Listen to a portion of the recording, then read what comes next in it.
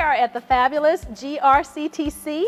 I'm so excited to be here. We have two workshops going on here today. One of them is the Enhancing GT Instruction with Technology using the TPSP and other technological tools.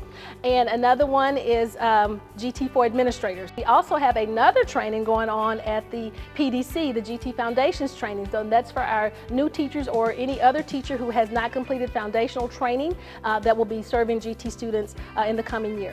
And so we offer GT Foundations training year-round, and the summertime is one of the best times to get this training done so that we are ready to serve our kiddos when they come to school. This is our first time partnering with the digital learning team to do the technology update, and it has been fantastic.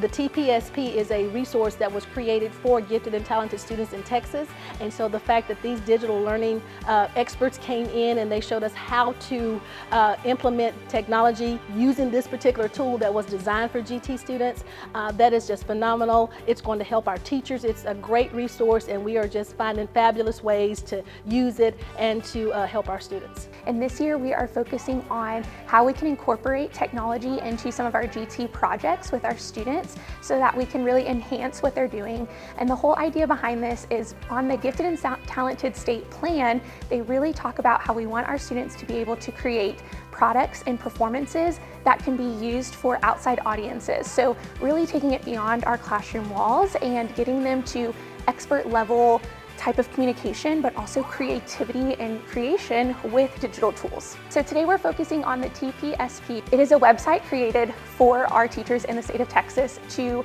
have projects that are already created in a sense for our students that they can bring into their classroom right away.